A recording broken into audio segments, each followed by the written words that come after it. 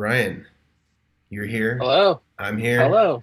I'm here. We've got we're chairman down today. Unfortunately, Grant had Yeah. a last minute family thing he had to tend to, and we're always here to jump in for our fallen brothers whenever needed. Our fallen brothers in hmm tone. But we welcome you all to episode 170. It's crazy. We're closing in on 200 episodes here. You know, this year, this I guess it'll Yep. be 2026 by the time we clear the full 200. But moving right along, and we certainly appreciate Absolutely. everybody being a part of this and being part of the journey. The Facebook group has been getting bigger and bigger and bigger, and we appreciate everybody who's been active over there. And if you're listening to this or you're watching and you don't know what that is, we have a Chairman of the Boards Facebook group, aptly called Chairman of the Boards. And it's a great community where people can talk about pedalboard related best practices, DIY strategies. And it's crazy how many people have listened to all of the details that Brian and Grant and I have been talking about. And when somebody has a problem that they need answered or a question they need answered, it's like there's like just a swarm of people that are basically just sort of copying pasting the things that we've recommended for the last several years. So it's really encouraging that that stuff is set in. Um, Yeah. you'll also notice that I'm in a remote location today. So excuse the background and the audio quality if you're watching, but I think you'll still find that the topic of conversation is worth your time, and certainly do appreciate you guys being here. Um, how are you doing today, Brian? I'm good. I'm Good. good. I'm a little tired. Yeah. It's my wife is 36 weeks pregnant, so we are itching towards the end of her pregnancy and just getting, things ready. As you can tell, it is a full house in the Wow. shop. I got stuff everywhere. So it's good. Things are good, and I'm happy to be here. Bummed that Grant's not here, but family first for him with his little boy being sick. So, Yeah. but we will press on. Yeah. So today is an interesting topic that I hear in the comment, like so many comments, especially of the videos that we're putting out when it relates to a certain type of pedal or a certain type of amp or a certain type of guitar. There's invariably at least one person, yet rarely is it just one person, Yeah, that will make some claim that is some version of tone is in the fingers. And yeah, it's an interesting sort of catch-all, in my opinion, about what it is really intended to mean. I think generally when I read it, if I have to sort of like analyze the reason that somebody might be invoking that term, is that they're just saying, well, we don't really need this product that you're making a video about in order to be a good guitar player. I think that that's really what they mean. yeah. And I hmm think if we take it at that as the face value, certainly that's true. Do you need anything, Yeah, any particular amp or effect to be a good guitar player? I think the answer is no. And I think most people would agree on that. yeah, I think, however, it's sort of segmenting the intent of the video in order to create that commentary, as though the person making the video is in fact saying that if you don't have this product, then you're not a real guitar player, or you're less of a guitar player, or you're not going to be as good a sounding guitar player. And maybe that last comment is somewhat measurable, depending on who you ask. Like, okay, does this product sound better than this product? And I think there are people that can discern or will give an opinion as to yes or no. And I think that yeah, most people can say whether something made a difference or not. Whether that's something that they actually like the sound of is a whole other conversation. But I think that the main thing, or sort of the prevailing opinion that I have when I hear that term, again, looking at it at face value, is that it sort of ignores the fact that there have been, especially in the world of pedals, artists that have been so influential in creating the sound of music as we know it, that have relied on pedals all the way back to when pedals were first yeah, conceived, in the 1960s and used in popular music. I'm thinking of, Rolling Stones in the song Satisfaction and the use Yeah. of fuzzes. I'm thinking about Jimi Hendrix Mhm. also with the use of fuzzes and univibes and wah wah pedals. These date back all the Yeah. way to the 1960s and have become sort of cornerstones of sounds that people still chase to this day and are all informed by the fact Yeah. that they use pedals. And it continues, to the 70s, and you start to see more pedals introduced. Like Van Halen used Phase Yeah. 90s, MXR flangers, Hmm. echoplexes, graphic EQs. These Yeah. are all pedals that inform the sound of very iconic touchstone albums, which many people still come back to today as sort of the gold standard of tone. So I guess Yeah. the topic that I want to discuss today, as it relates to tone is in the fingers, I think that that's true. That like everybody has a sound that's sort of like baked into the way that their technique and their fingers are. Sure, that's true. But does that negate the use of pedals? And I think that the answer is no. Like people who have had great tone in their hands have also used pedals. And in fact, it's Yeah. been used on Yeah. thousands of hit recordings that we all know and love. And so, isn't there a world where we can both coexist with the people that just like to make those sorts of Hmm. comments? It's almost just like it's their way of showing disapproval, and they don't really have a good way to Yeah. communicate it. And so they just say, tone is in the hands, tone is in the fingers. And then Yeah. that sort of like is the sort of the conversation ender. I'm curious where you stack up Yeah. on this argument as somebody who uses a lot of pedals, can also play the guitar. It turns out, um, when somebody says that to Kind of. you, or you hear this, like, kind of, what's your reaction to somebody saying that to you? I'm sure you've heard it in your comments, or maybe even directly. I have. I have. I've heard it. I've heard it both ways. I mean, like, I think there's a. I wouldn't say tone is only in the hands. There is such a, you know, a, it's a two-part. It's a couple. They work together. It's my wife and I. We work well together. We work do different things offside of the house, or like work together to do this or whatever together, and it works together. It's not a sole thing. So it's kind of like that. I would say in the guitar world, because like you could easily say, oh yeah, guitar, tone is in the hands, but then like you look at like Andy Timmons or Joe Bonamassa or any of these guys. Like if you've seen Joe Bonamassa's rigs, it's unbelievable. His setup, like how many amps he's running and stuff. But like he could easily sit down with an acoustic and rip a part on it, and it's going to sound really cool, but it's not going to have that bluesy tone. Andy Timmons is the same way. When I worked at the Guitar Sanctuary, who's one of our sponsors, I worked in the back, and I knew when Andy was in the shop because he would be sitting at the demo board, which none of them were his pedals. They were just like thrown together pedals, top picks of the day. The sales guys would pull out, be like a really basic reverb, and he would sit down with a newer version of his guitar and he'd play. But it's how it's pressing on the strings, how he's playing that part. The I knew it was him. I always knew it was him. I was like, oh, Andy's here, and I'd go walk on, I'd talk to him and stuff. So I think like someone like him, and I just saw him on Wednesday, before I drove down to Dallas for a concert, and he was getting ready to go over to the UK, and he wanted to add some pedals, and it's interesting to see how he stacks pedals. I think it's really cool because he'll utilize certain combinations. He even tried flipping the order on the G3, which it was a newer thing for him to start messing with. But he's like, man, even that like has a different tonal difference. Like it was the Octosi, the like, new Keeley Octosi pedal. He was like testing that pedal with something pre and post it, and he's like, oh man, that like he turns off the pedals, he plays, and then he turns it on, plays.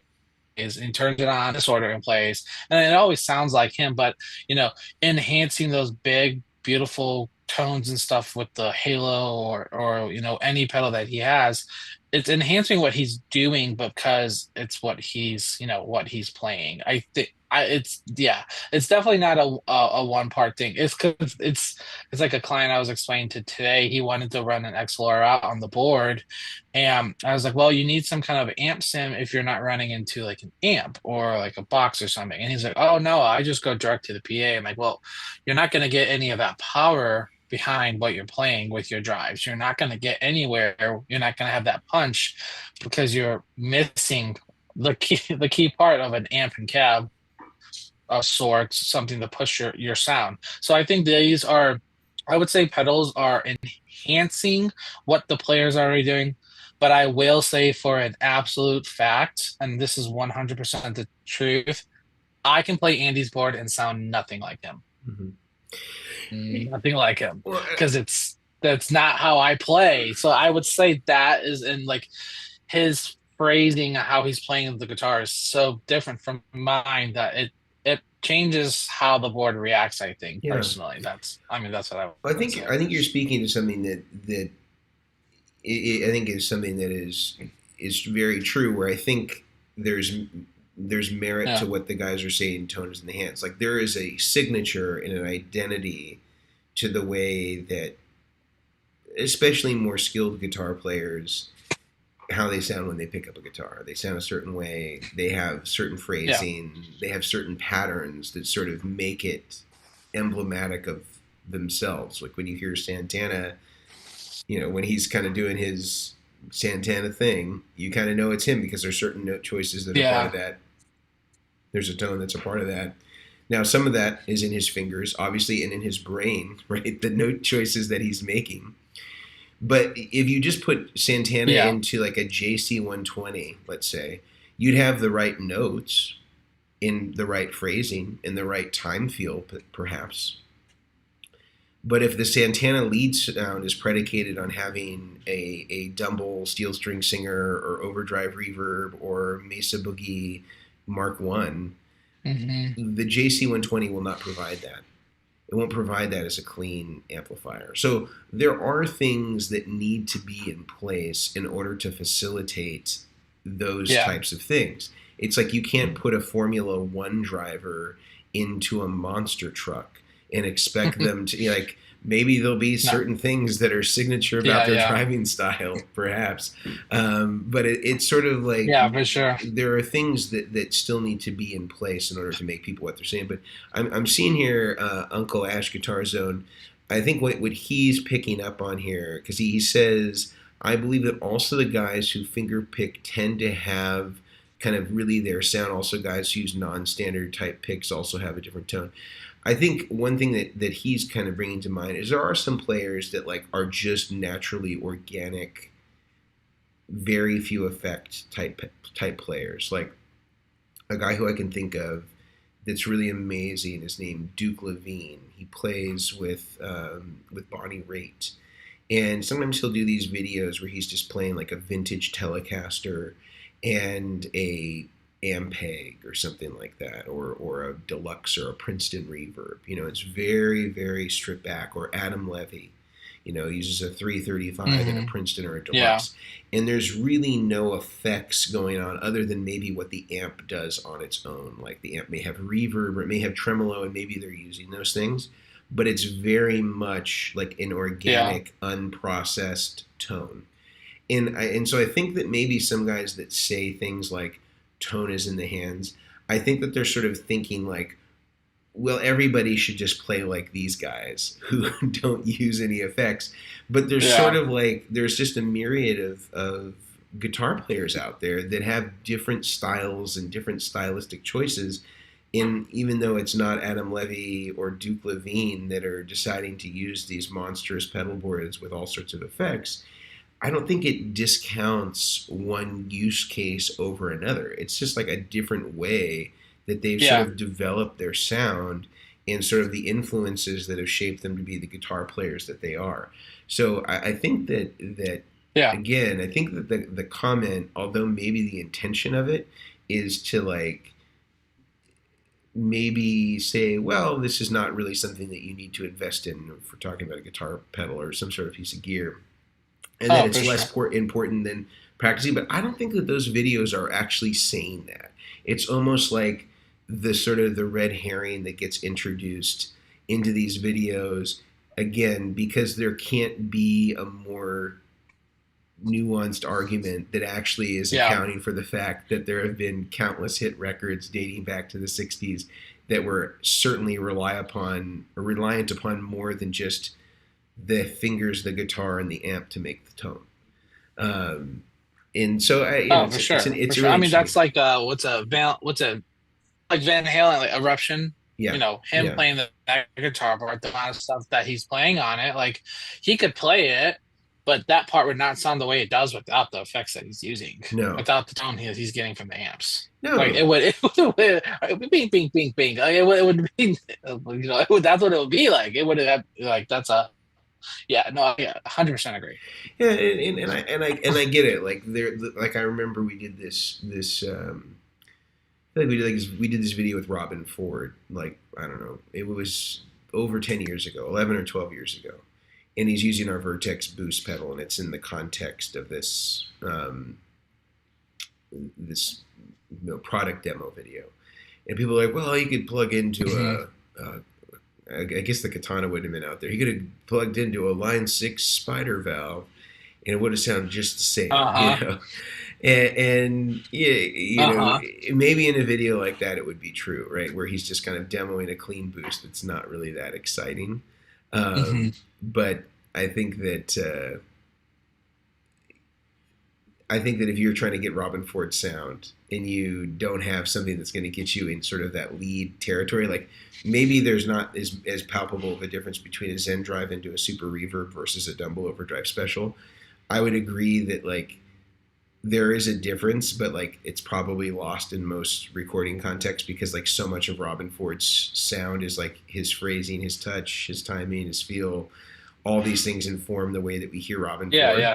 Um, but again, it's like it's not going to be the exact same thing, and it's a lesser margin when it's like super reverb and Zen drive than it is if it's I don't know a Yeah, JC 120 with no overdrive at all. Like maybe some of the rhythmic parts would still sound like Robin exactly. Ford, but anyway, I just think Yeah, I it's agree. a really bizarre Absolutely. argument that I think is maybe like the parts of the argument that are most I think that hold the most water are generally not the sides of that argument that are the most pushed.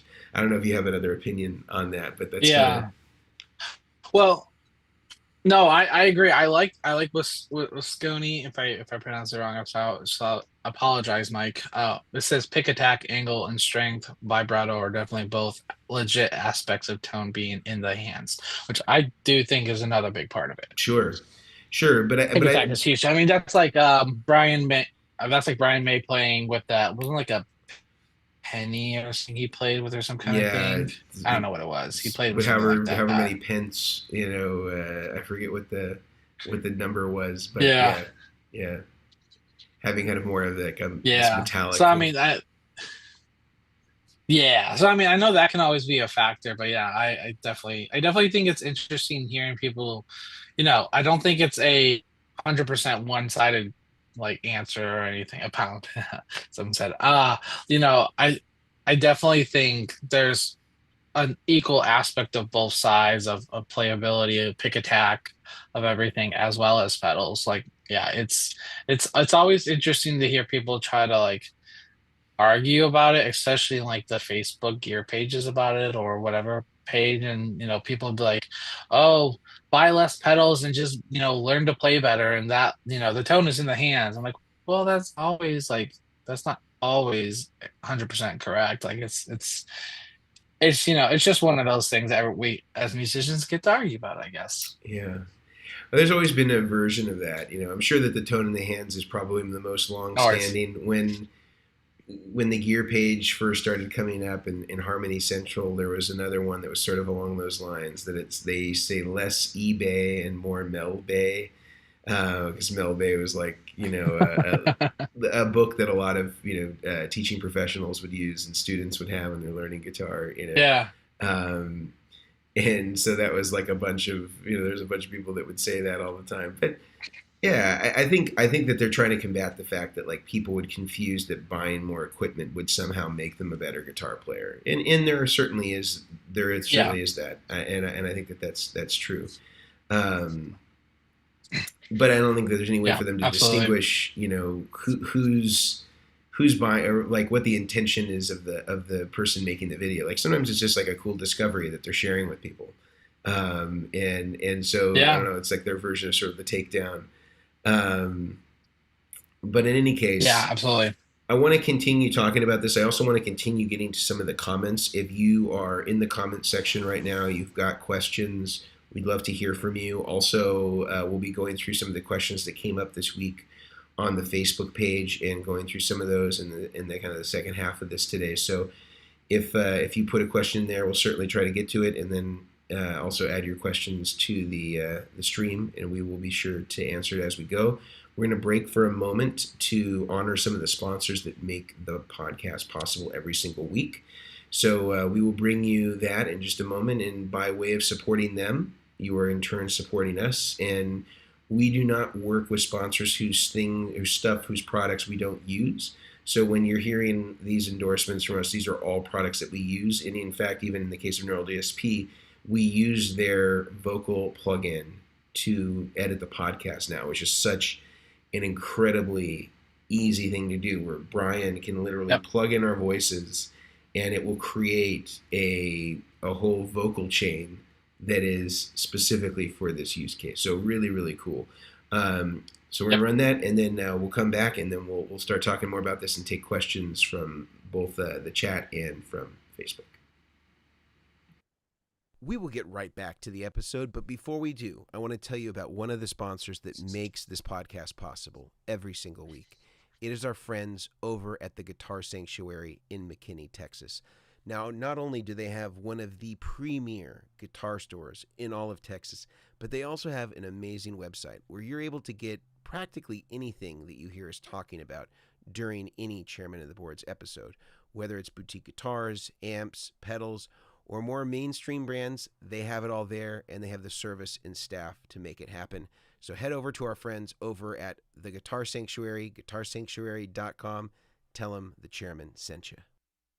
I want to talk about Neural DSP as one of our sponsors. Neural DSP is one of the leading companies in audio plugins as well as modelers on the market. They have units like the Quad Cortex as well as the Nano Cortex and additional plugins that can be utilized on your computer as well as on the Quad Cortex to meet your musician needs. Last is going to be Mantra that they recently released, which is an amazing vocal tool. If you're not sure if Mantra is right for you, you can utilize their 14-day free trial to test it out, and if you like it, you're welcome to buy it. You can also save a little money by using our code CHAIRMEN to save 30% off on all plugins. If the plugin you want is a brand new plugin, this will not apply as the plugin has to be over 90 days old. So head on over to neurodsp.com, check out all of the great offerings that they have for you. Save a little money, get better tone, and enjoy playing your gigs worry-free. If you're listening to this episode halfway through building your pedalboard, you need to check out Bestronix, also known as BTPA. This is the place to go to get all of the remaining plugs, jacks, cable, maybe even patch bays or looms to help you finish building your rig and building it the right way the first time. Brad at Bestronix is here to help you guys find the right parts for your unique pedalboard and to also get you these parts at a discount. Use the code DACHAIRS, DACHAIRS, to get 10% off your order at btpa.com. Tell them the Chairman sent you.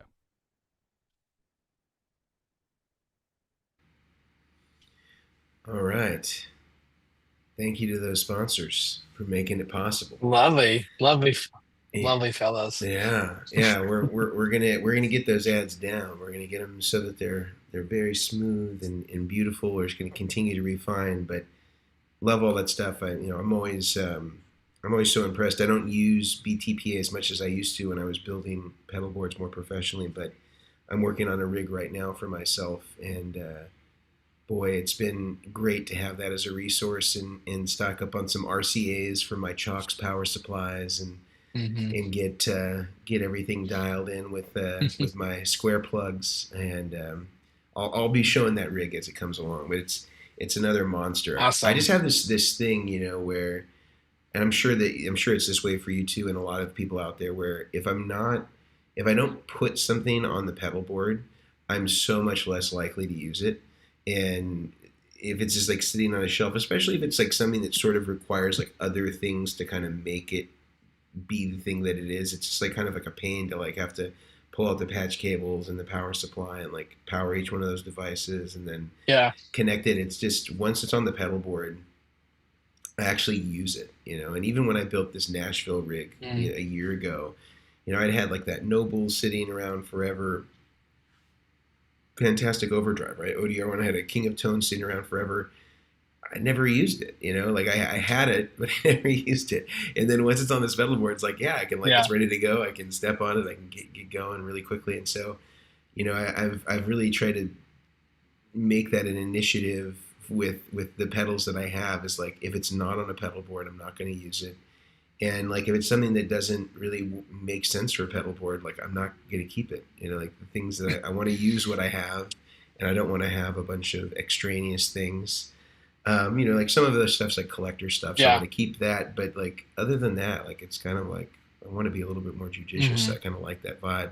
But I don't know, people tell us out there. Yeah, absolutely. Brian, what did you see coming through in terms of Facebook comments? I don't have my cool double screen thing going today where I can easily like be monitoring Facebook simultaneously, but I know you've got a little better setup than I do today for that. Yeah, for sure. A lot of, for questions revolving around the topic, or more of just like, I think we just did general questions. questions that had come up over the course of the week on Facebook, and then just kind of answered those, because I know a lot of them we don't always get to answer them. Other people kind of put in their 2 cents, but maybe we can add in on some of those. Yeah, for sure. I mean, I had a couple people asking about some go-to adapters for converting 5-pin DIN to like 1/4-inch jacks. Oh, okay. So like doing like a TRS cable. So like the Strymon stuff, even the 1/8 inch stuff, like the Nano Cortex needs an 1/8 inch. What is it? 1/8 inch? No, it's an 1/8 inch. Yeah, it's 1/8 inch. Like those types of pedals, that, because even like the Jackson Audio stuff, like they all use like a 1/4-inch input, but the polarity might be different and stuff. So like a couple of people are asking if there's anything like that we suggest, which I do recommend. I like to go to the Disaster Era Designs MIDI Box 4. It's really simple. It's like meat and potatoes simple. Like, it's a box. It has the ins and outs and the jacks and all the dip switches on top. You don't have to, it has power to plug it in, and it has a MIDI DIN through, but it doesn't have anything more fancy than that. Like, where you get like, and it's like $80 or something like that, $89. Whereas you start to go into like the Strymon conduit they have, I think it's in the 179 range. I don't remember. I'll have to Google it, but it does significantly more stuff, because you can do some like MIDI to and from with the USB-C cable. You can actually do some programming stuff on it. It does a lot more stuff. So that would be my suggestion, especially when it comes to conversion stuff. You want to keep it as simple as possible. I think there's a lot of companies out there that do some kind of a conversion, like Jumper. I think Empress used to do one. I think Jet Pedals does one. There's a lot of different things. One is as simple as taking a little toothpick or your finger and dip in the switch, and then you change that polarity. And on the Disaster stuff, it literally says it in each what it is. If it's a Jackson, it's an Empress, do this. If it is a Cortex, do this. So that would be my go-to question. Yeah. or suggestion Yeah. to that question. Disaster, I think, makes a really great one. Exactly. It almost looks kind of like the Chalk's interface a little bit for their voltage selections with the type of diff switches that they have on the top. Yes. But I think that that's a really I love that cool interface that they've got for it in order to facilitate all those different switching mechanisms that, again, line up wherever the tip and the ring need to be relative to the sleeve or the ground.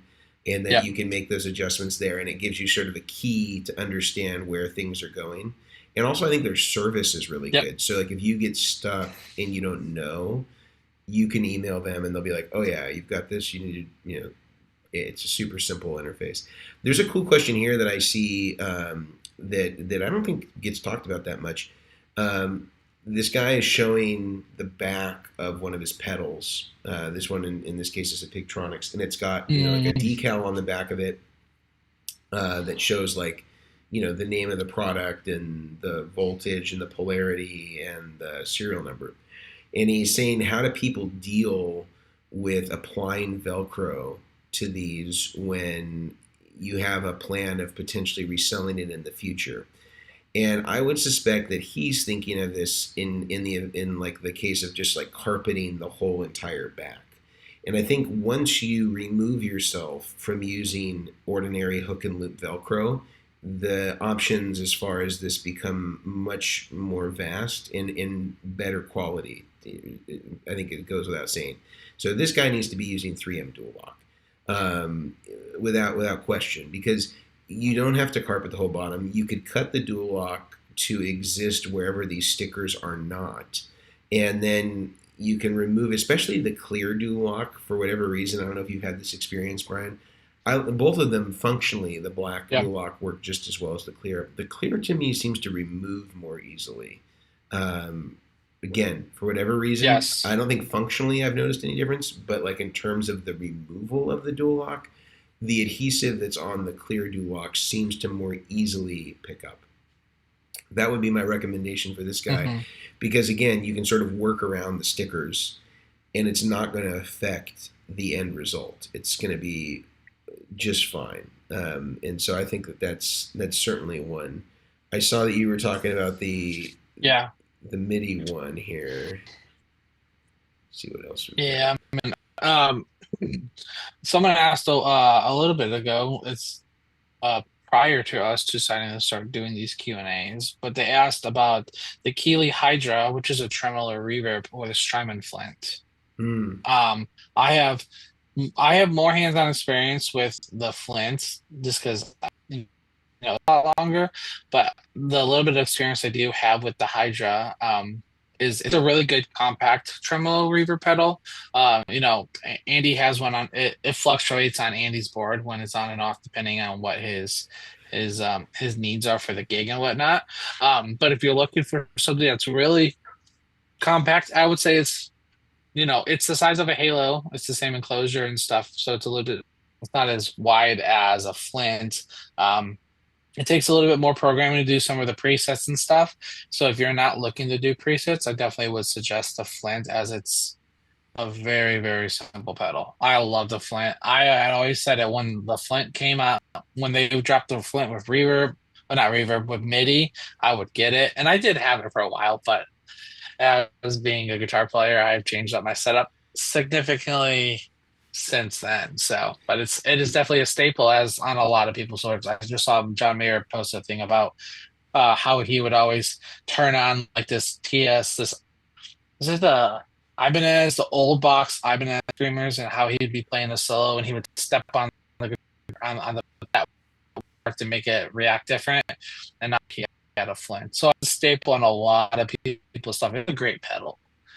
Get it just because it's a great pedal. Don't get it because John Mayer has it, but I'd say just get it in general because it's a great pedal. I remember hearing this story. I had a friend that worked at Strymon in the early days, the first several years that they were around. And he's a pretty well-respected guy in this business. I'll keep his anonymity for now. Some people may know who I'm talking about, or maybe they don't. But he had said to me that the Flint was sort of like an accidental thing. Like basically they needed some cash flow. They had established this box size with the El Capistan, and they were kind of working, I think, on. I can't remember if they were working on what was going to become the Mobius and the Big Sky, or they had already come out with the Blue Sky. I don't remember the sequence of events or which products it was, but they sort of had like this algorithm that was really nailed down for a couple of core reverb sounds, and they had this algorithm that was really nailed down for a couple of the tremolo sounds, but they were still pretty far away from the respective products that those were going to go into. And so they just kind of like took the three from the modulation side of the tremolo, and they took the three reverbs they had already created and put it into this pedal. And it like wasn't intended to be like a huge seller, like one of the most popular reverb pedals of all time, but it was like sort of like, hey, it turns out in our assessment we're actually too far away to launch on these products, so we need to put out something faster. Let's take what we've got, you know, from these core algorithms for reverb, these core algorithms for tremolo that we've already developed as part of these two projects, and let's put out something that's consolidated. And so I thought that story was always so funny, because to me that's like one of their best products, but it was sort of like launched out of necessity, and it wasn't. Not, that's not to say it wasn't well thought out. I think it was. I think it was just that they knew that it would take too long to, you know, before they were ready to release these other products, and they needed to continue, you know, to make their payroll and all that stuff in the meantime. So I just thought that was a really funny story about the Flint. Absolutely. Absolutely. I love that. I love that. No, I mean, out of that, it became such a great pedal. I mean, I've done some tap tempo mods on them for like an external tap and stuff for the tremolo side, but I think in general, just even the version ones, like it not even including, it's just a great, really big, like throw it on a mini board, throw it on a big board, whatever you want. But I see it. I mean, even in, was it Keith Scott's, did he have a Flint or was it an L cap? He had a couple different smaller box Chairmens. Maybe it was a Flint or L cap, but like I see them just kind of in everyone's arsenal as like good go-to just in case. I was on his little backup board. Oh, I don't even think that. It's I don't even think that that the John Mayer one, it was the newest one, because I think that they should. I think that on some of those rig rundowns and stuff, like, I don't think it's the one with the MIDI. No. It's much. I always tell you can tell the V1 V2 by if the V1 clicks on the foot switch, you have a V1, like, because they use different even foot switches, whereas the V2 is a more soft switch, so it is a more relay.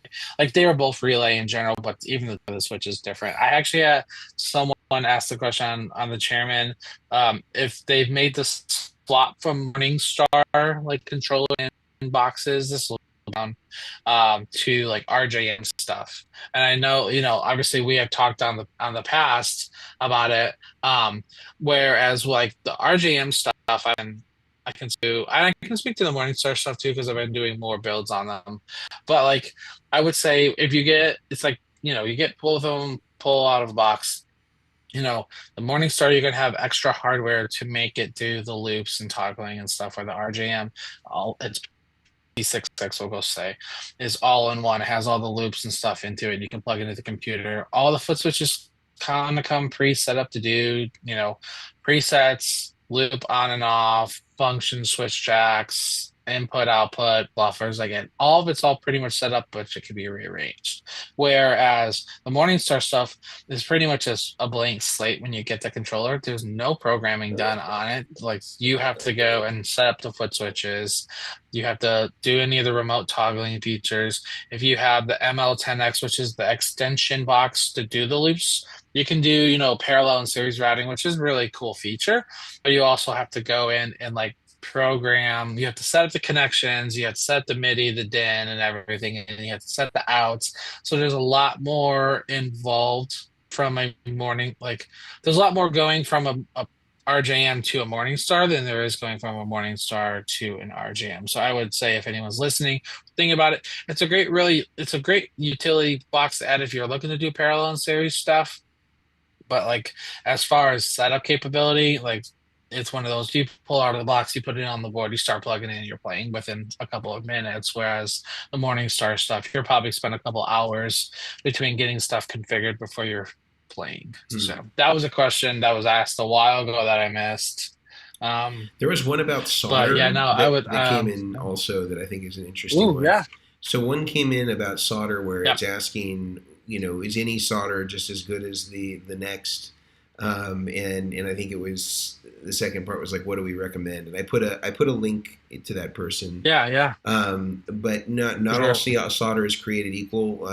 There are some Nope. solders that we are required to use in manufacturing because it has to be in compliance with all of the different export regulations for different countries. Yeah, Won't allow lead in the solder, which I understand from an environmental standpoint why they wouldn't want that. However, the quality of the solder without the lead becomes much much less robust. So yeah, yeah, but that's not something that we have to adhere to as consumers if we're building our own stuff. So like when I make my patch cables that I'm using on my own pedal board and I'm not reselling them, I can use leaded solder, and I do. I use 6040 Kester solder with lead in it, and it is the most stable, more stable than it is for the ROHS or RoHS compliant solder, which is what we have to use in our pedals and anything that is for export. And resale, we use the RoHS solder, and that's just kind of the nature of the business, unfortunately. And it is not as good as solder, but yeah, we figured out, as every other manufacturer figured out, how to make it work for us. But it is not my preference if I'm making again something for myself. So I recommend Kester 6040. I think that is kind of the gold standard as far as this stuff is concerned. And I think hmm you need to take some precautions. You want to make sure you're in a well ventilated area. You want to make sure that you potentially even have a fan to help extract any of those fumes. Um, but pending that those things are in place, I think that it can be worked with safely, and it's certainly a better quality product as far as the longevity of your solder for sure. connections. So highly recommend Yeah. that you use Kester 6040, in my opinion. Let's see what else. Absolutely. What else do we get here? Well, I'm seeing some beautiful pedalboard builds. That's one thing I am Yes, I seeing. have too. Yeah, I love the page that people that post, in the page that people are posting like what they're building or what they're working on. And so it's always fun. So always it's fun to see different layouts, how people have reconfigured stuff. A couple clients on here have thrown together some boards for fun. And like I said, I always encourage people to do it. It's so fun. I enjoyed it. I still tell people to this day, like if I'm building a board for myself, I'm not building it here in my shop. I'm not. I'm sitting at my kitchen table or my counter after my kids are asleep and my wife is winding down watching the show. And I'm bringing out my other soldering iron and my stuff, and I'm pulling stuff apart right there because that's what I always did and I always enjoyed it. I used to do it on my parents' carpet, and that ceased to happen very quickly when I started getting string shavings in the carpet. So I stopped that very quickly. And here now with little kids and wood floors and pets and stuff, I do it. I build on the counter, but I love seeing this kind of stuff, seeing people posting, you know, they Justin posted something or this AXO pedal boards. They put together stuff on pedal train boards. Justin using square plugs, people using evidence audio, chalk plies, even stuff where it's like, hey, I'm thinking of. It's really cool to see someone built a riser out of wood. It's as mentioned that I love that RJM was featured in Oh the yeah. video. Yeah. For their pedal board. Brian, it's funny. Brian Meter at the Guitar Sanctuary texted me and he says, "Did you know that Nigel um, got a new board build done?" And I only know of Nigel Hendroff, so I was like, "Really? Would have said if he was a new board with Nigel?" And he's like, Oh, really? Yeah, no, it was was it Nigel Friedman that did Tufnell. it? No, it Yeah, was LA Sound, LA Dave. Sound. Yeah. Yeah, so yeah, yeah, LA Sound. So, and I'm like, why would LA Sound Pedalboard? And the bride's like, no, not that Nigel, a different Nigel. And then I had to go and find it, and I got it was just a really cool highlight of the company to see. It's you know, it doesn't have to be crazy, it doesn't have to be like all sorts of complex stuff, but it's just a good workhorse and it's so solid. Yeah, because I So think it's a PVC I 10, saw right? them That's on share there. about it. Yeah. Yeah, it's a PB. The RJM put an article out on it Okay. on the Chairman page. Yeah, it's But yeah, cool. it shows a photo of it. I went and saw the movie in theaters a couple weeks ago, and Nice. and yeah, it actually is. It's not just like a passing, few frames. It's like in a good amount of the video, Good. especially as they're doing rehearsals and stuff like that. The funny thing is that the pedals on the board are kind of like antiquated, which is like, like he uses Oh like a yeah. T-Rex replica as the delay, which is like something that was Oh, around like I had that. the brown T-Rex pedal. Like I remember that being kind of like the gold standard in Yeah. like I don't know when I graduated from college in like the late Hmm. 2000s. So a lot of the stuff on there was kind of like not what you'd expect.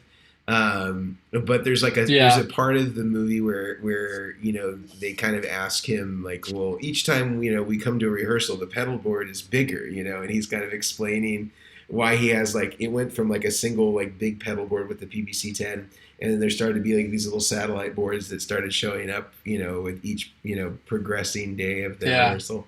And so it's kind of built into the movie, but I think that that's really cool. And I think somebody asked I about love it.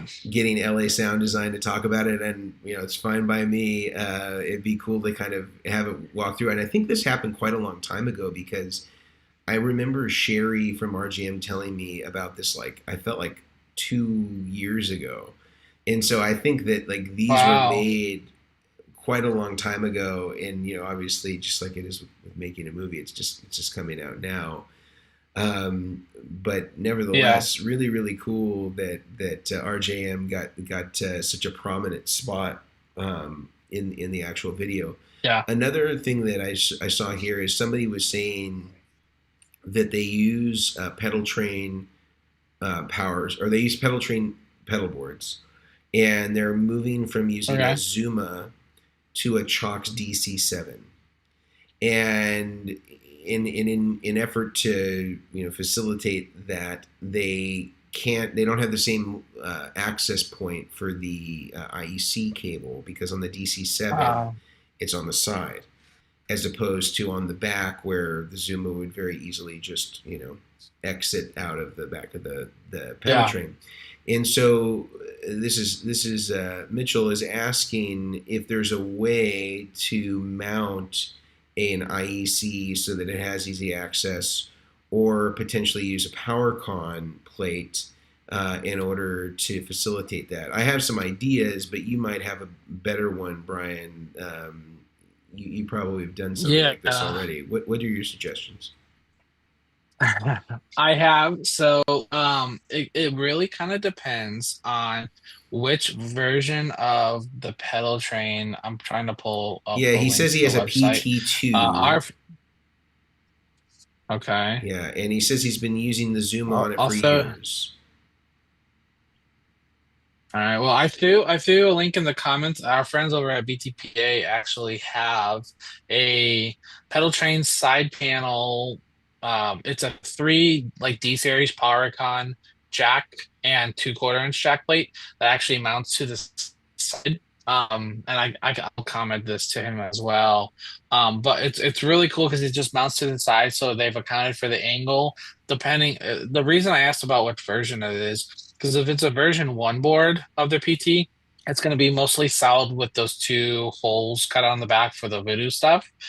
But if it is a newer board, they might have the open back on it. And if they have an open back, you have more options of getting like Even BTPA does it. Brad has done it where he's used like a rack patch panel and filled up all of the spots or use blank plates or whatever, and then just filled a couple of those spots to do just like a blank plate. I bought some old V1 Creation Elevation patch panels before they discontinued them, and I actually modded a couple mono boards with it like that, and a couple other companies I've done boards for. That took a bunch of drilling. If you can avoid Dremel and cutting stuff out, and you can just get these panels that just literally you flip the board over and you do the pilot screw and then you run the new screw on the side. It's a very painless process. I would say out of all of them, it's probably the best bet you can get, as well as you can get configurations. You can get it where it's just 2 jacks or 3 jacks or 4 jacks. So that would be my suggestion. That, or reach out to like American Loopers. They do like project boxes, or a lot of these guys they'll do like IEC. And the problem with IEC in is that like it's a square connector, like the type of, it's not a square, it's like a rectangle And then it's got connector the dog that you ear have to Dremel out mounts. into a box.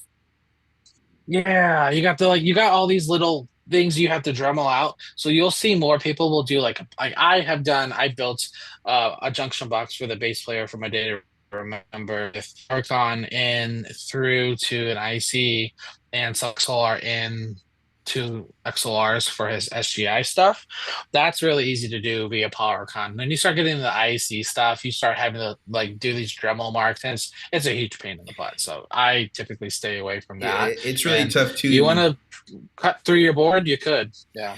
There are punches for IECs that you can do. It's just harder to get them to work on already cast stuff. Yeah. So I think my recommendation would be to, like, if Brian hadn't made that recommendation, what I would have said is just to get a Hammond 1590 box, and you can mount or you can cut the D panel stuff in there very easily by drilling that out and mounting it sideways, and it'll work perfectly fine. And it should be able to mount to the side of the pedal train. And I see guys like XTS do this all the time on their pedal boards, and it looks great. It's flush with the kind of the side railing, and I think that that's certainly the best way to go if I were trying to do something like this. But I think that we got a good number of questions answered here. I think we had some good engagement here from our folks in the comment section, so we appreciate that. I just want to remind folks that if you are enjoying the podcast, you want to help us, the best way to do that is to leave us a review on Apple or on Spotify or wherever it is that you listen to podcasts. It's extremely helpful. You can join our Facebook group, Chairmen of the Boards.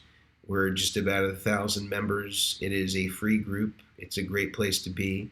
We have already answered some of the questions that have come up in that group over the last week, so you can always put questions there, and we will try to feature it on each week of the podcast. Also, if you're not subscribed, make sure you're subscribed. Leave us a comment, leave us a question, whatever it is. We love to answer them. We love to have you participate.